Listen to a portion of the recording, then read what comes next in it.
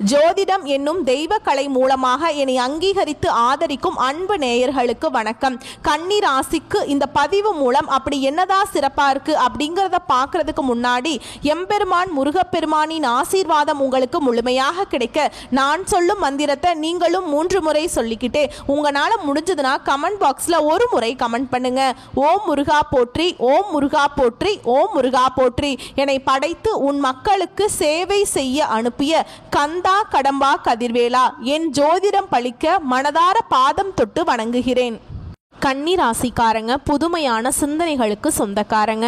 பூ போல மனசு கோபத்தை மறைச்சிட்டு சிரிப்பை மட்டும் காட்டக்கூடியவங்க. எடுத்த காரியத்தை எப்படியாவது முடிச்சிடணும் அப்படிங்கிறதுக்காக கஷ்டப்பட்டு போராடக்கூடியவங்க. நல்லது கெட்டதை முழுசா தெரிஞ்சவங்க. புதன் பகவானை ராசி அதிபதியாக கொண்டவங்க. எல்லா இடங்கள்லையும் நேர்மையையும் உண்மையை மட்டுமே நம்பக்கூடியவங்க. உங்களுக்கு சொந்தமோ பந்தமோ அது தப்புனா அது தப்பு தான், வெட்டு 1 துண்டு 2ன்னு பேசக்கூடியவங்க. உண்மை நியாயத்துக்கு மட்டுமே என்னைக்குமே கை கொடுப்பீங்க. உண்மைக்கு புறம்பா எந்த ஒரு விஷயத்தையுமே செய்ய மாட்டீங்க. இதனால தான் கன்னி ராசிக்காரங்களுக்கு நிறைய கஷ்டங்களும் துன்பங்களும் பெரும்பாலும் வந்துக்கிட்டு இருக்கு. தங்களுடைய கஷ்டத்தையும் கண்ணீரையும் கடுகளவு கூட மற்றவங்களுக்கு தெரியாமல் பார்த்துக்குவாங்க. இதனால் பார்க்குறவங்க எல்லாருமே கன்னி ராசியா இவங்களுக்கு என்னப்பா சூப்பராக இருக்காங்க, இவங்களுக்கு என்ன குறைச்சல் அப்படின்னு தான் நினச்சிட்டு இருக்காங்க. ஆனால் சாப்பாட்டுக்கு கூட கஷ்டப்படுறது உங்களுக்கு மட்டும்தான் தெரியும். கஷ்ட காலத்தில் திரும்பி பார்க்க கூட ஆள் கிடையாது. ஏதோ தட்டு தடுமாறி எந்திரிச்சு நிற்கிறப்போ உங்களை குறை சொல்கிறதுக்குனே நிறைய பேர் தேடி வருவாங்க. உங்க சொந்தக்காரங்க நண்பர்களுக்கு ஒரு தேவை இருக்குதுன்னா மட்டும்தான் உங்ககிட்ட வருவாங்க. அந்த தேவை முடிஞ்ச உடனே உங்களை தூக்கி போட்டுருவாங்க. மறுபடியும் அவங்க உங்ககிட்ட உதவின்னு கேட்பாங்க. அவங்க உங்களுக்கு முன்னாடி பண்ண துரோகத்தை எல்லாமே மறந்துட்டு மீண்டும் அவங்களுக்காக உதவி செஞ்சு ஏமாறக்கூடியவங்க தான் கன்னிராசிக்காரங்க. வாழ்க்கையில எப்படியாவது முன்னேறணும் அப்படிங்கிறதுக்காக தினம் தினம் கஷ்டப்பட்டு உழைக்கக்கூடியவங்க நீங்க கன்னிராசிக்காரங்க. கடந்த காலகட்டங்களில் தங்களுடைய வாழ்க்கையில நீங்க நல்லது நடக்கும்னு நினைச்சிட்டு இருந்திருப்பீங்க. ஆனா உங்களுக்கு அந்த டைம்ல ஒரு மிகப்பெரிய ஏமாற்றம் தான். புதுசா ஒரு பிரச்சனையும் கஷ்டமும் தானாகவே உங்களை தேடி வந்திருக்கும். கன்னிராசிக்காரங்க சொந்த பந்தத்தை இழந்தாங்க, சொத்துக்களை இழந்தாங்க, தனக்கு நெருக்கமா இருக்கக்கூடிய உறவுகளையுமே இழந்தாங்க. கடைசியா நான் மட்டும்தான் எல்லாத்தையுமே இழந்துட்டு நிக்கிறதா இருக்குது, எனக்கு உயிர் வாழவே பிடிக்கலன்னு சொல்லிட்டு இருக்காங்க. இதுக்கு மேல என்னால வாழவே முடியல சாமி, தயவு செஞ்சு என்னை உன் கூடையே கூட்டிட்டு போயிரு. நான் இவ்வளவு கஷ்டப்பட்டதுக்கு அப்புறம் எனக்கு வாழ்க்கையில வாழணுங்கிற எண்ணம் சுத்தமாவே போயிருச்சு.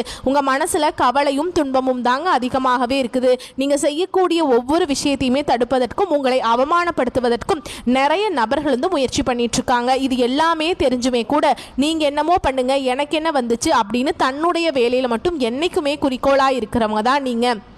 ஏன் எனக்கு மட்டும் ஏன் இவ்வளவு கஷ்டம் வருது, என்னோட வாழ்க்கையில நான் யாருக்குமே கெடுதலையோ கஷ்டத்தையோ துன்பத்தையோ கொடுத்ததில்லை, எனக்கு மட்டும் ஏன் இந்த மாதிரி நடக்குது அப்படின்னு தான் நிறைய நபர்கள் சொல்லிட்டு இருக்கீங்க.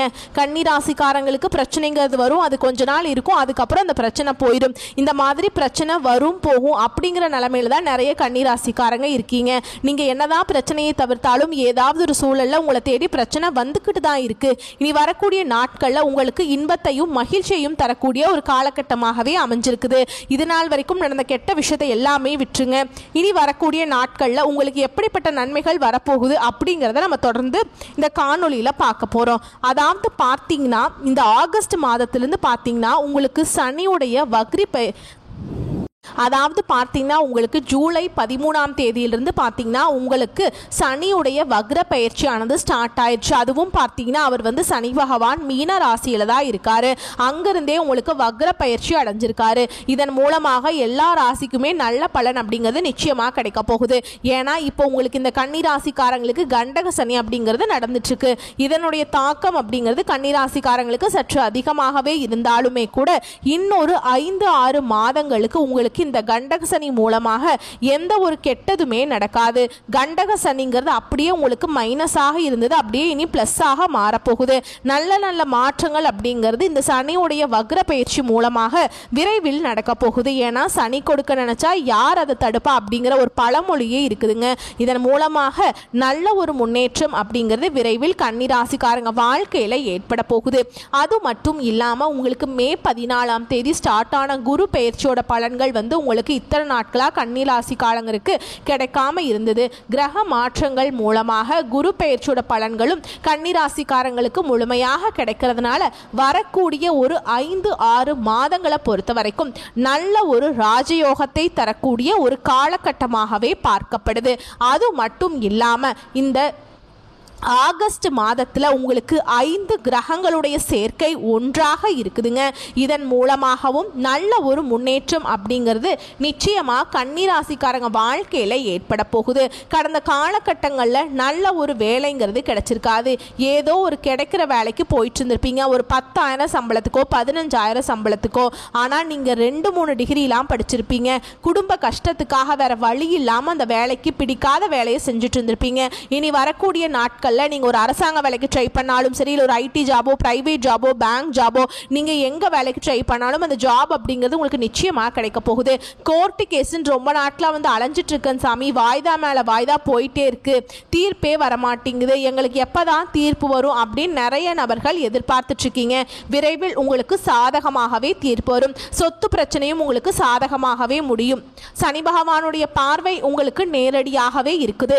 இதன் மூலம் வருமானம் அப்படிங்கிறது பல வழிகளில் வரும். தொழில லாபம் சற்று அதிகமாகவே கிடைக்கும். அரசியல்வாதிகளை பொறுத்த வரைக்கும் புதிய பொறுப்புகள், புதிய பதவிகள் எல்லாமே தானாகவே உங்களை சேரும். ராகுவால உங்களுடைய செல்வாக்கு உயரும், உடல் ஆரோக்கியம் மேம்படும், சங்கடங்கள் நீங்கும். மறைமுகமாக உங்க தொழில் வாழ்க்கையிலும் சரி, இல்லற வாழ்க்கையிலும் சரி நிறைய நபர்கள் தொல்லை கொடுத்திருப்பாங்க. இனி அவங்களுடைய தொந்தரவுங்கிறது முழுவதுமாகவே இருக்காது. கடந்த காலகட்டங்களில் நீங்களும் ஒரு கம்பெனியில இரவு பகல் பார்க்காம உழைச்சிட்டு இருந்திருப்பீங்க. உங்களுடைய சொந்த கம்பெனியா நினைச்சு வேலை செஞ்சிருப்பீங்க. ஆனா உங்களுக்கு இது நாள் வரைக்கும் சரியான ஒரு அங்கீகாரம் அப்படிங்கிறது நீங்க வேலை பார்க்கக்கூடிய இடங்கள்ல உங்களுக்கு கிடைச்சிருக்காது. உங்களுக்கு அப்புறம் வேலைக்கு வந்திருப்பாங்க, அவங்களுக்கு நிறைய சலுகைகள் எல்லாமே கிடைக்கும் போது அதை பார்த்து ரொம்பவே மனவேதனை பட்டிருப்பீங்க. இனி வரக்கூடிய நாட்களில் உங்களுக்கு பார்த்தீங்கன்னா சம்பள உயர்வு, பதவி உயர்வு, உங்களுக்கு மேல் இருக்கக்கூடிய அதிகாரிகளுடைய ஆதரவு முதற்கொண்டு உங்களுக்கு கிடைக்க போகுது. இனி உங்க வார்த்தைக்கு மதிப்பு மரியாதை கிடைக்கும். அந்தஸ்துல நீங்க எதிர்பார்த்த உயர்வுக்கு போக போறீங்க. இனி நினைச்சது எல்லாமே நடக்கும். தொழில வியாபார தடைகள் அனைத்தும் விலகும். லாபம் அதிகமாக கிடைக்கும். முன்னேற்றம் உண்டாகும். வரவேண்டிய பணம் விரைவில் கைக்கு சேரும். குடும்பத்தில் நெருக்கடிகள் விலகும். செல்வாக்கு அந்தஸ்து உயரும். வெளிநாட்டு முயற்சிகள் வெற்றியை தரும். தெய்வ சிந்தனை அதிகமா இருக்கும். பெரியவர்களுடைய உதவிகள் கிடைக்கும். உறவில் இருந்த சண்டை சச்சரவு முழுவதுமாகவே விலகும். புதிய நண்பர்கள் உங்களுக்கு உதவி செய்வாங்க. தொழில ஏற்பட்ட நெருக்கடிகள் நீங்கும். முடங்கி கிடந்த நிறுவனங்கள் மீண்டும் இயங்கும். வியாபாரத்தில் எதிர்பார்த்த லாபம் கிடைக்கும். புதிய தொழில் தொடங்கக்கூடிய முயற்சிகள் கண்டிப்பாக உங்களுக்கு வெற்றியை தரும். தொழில் இருந்த தடைகள் விலகுவது மட்டும் இல்லாம சில புதிதாக தொழில் தொடங்குவீங்க. உற்பத்தி இருந்த தடைகள் நீங்கி தொழிலை விரிவு செய்வீங்க.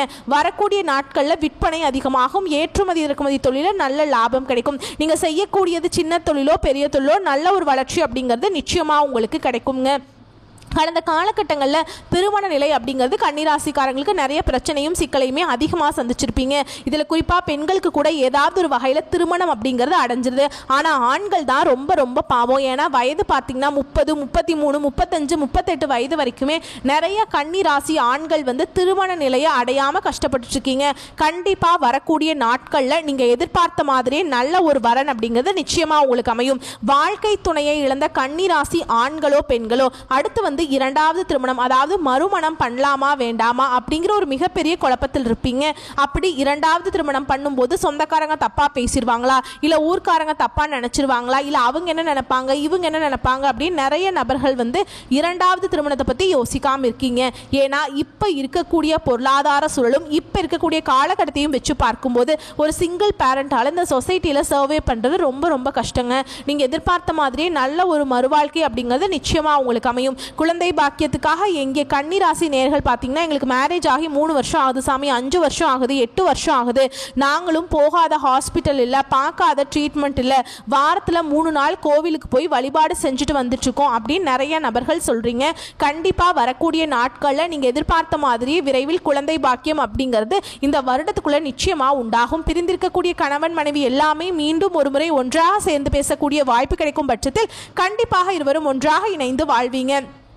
இந்த காதல் ராசினாவே அது வந்து கன்னிராசி அப்படின்னு ஒரு பெயர் இருந்தது முன்னாடி. ஆனால் இப்போ பார்த்தீங்கன்னா அதிகமான காதல் தோல்வியை சந்திக்கக்கூடியது யாருன்னு பார்த்தீங்கன்னா அதுக்கு முழுக்க முழுக்க கன்னிராசிக்காரங்க தான்.